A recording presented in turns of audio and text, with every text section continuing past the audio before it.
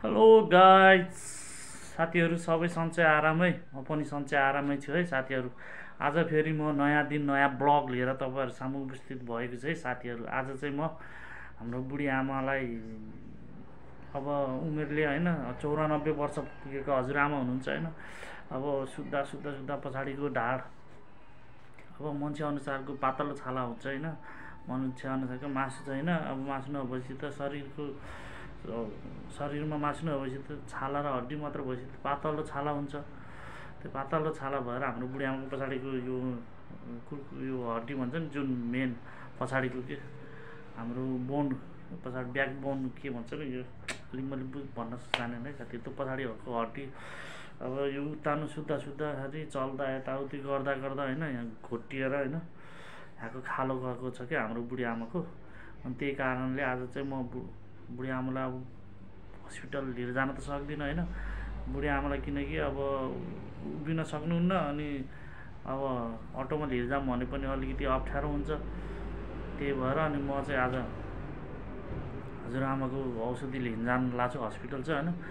हजुरआमाको स्वास्थ्य बिमा छ क्या, सो हिजो गएको अनि भोलि आउनु, भोलि चेक गराएर डक्टरसँग सल्लाह गरेपछि बल्ल मात्र मेडिसिन लिन सजिलो हुन्छ भनेर मेडिसिन दिने उहाँ अब डक्टर स्टाफहरूले भन्नुभयो होइन, मेडिसिन दिने स्टाफहरूले।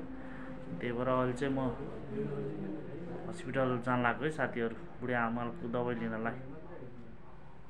हाम्रो बुढी आमा चाहिँ यहाँ यसरी सुत्नुहुन्छ है, घाउ दुखेर हो कि के भएर होइन सुत्ने पनि माथि खुट्टा गरेर कि अब तल उतार्नु खुट्टा सिधा गरेर सुत्दाखेरि घाउ दुखाउँदो रहेछ, त्यही भएर खुट्टा माथि गरेर सुत्नुहुन्छ है साथीहरू। बुढी आमा है, बुढी आमा के भयो?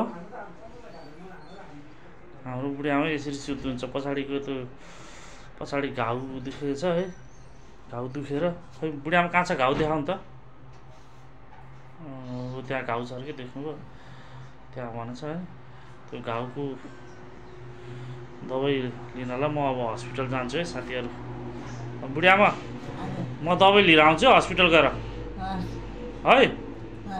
अलि माथि सर्नु न, माथि सरेर सुत्नु त, रोक्नु है, म सारिदिन्छु ल है साथीहरू। म हस्पिटल जान्छु अब।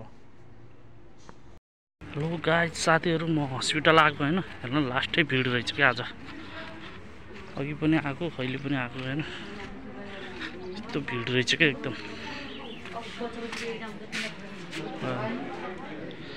लाइन कुर्दै बस्दै गर्नु पऱ्यो, भिड अघि बाटो गयो भएर पालो कतिखेर आउँछ मेरो अघि नै बुझाएर गएको मैले चाहिँ।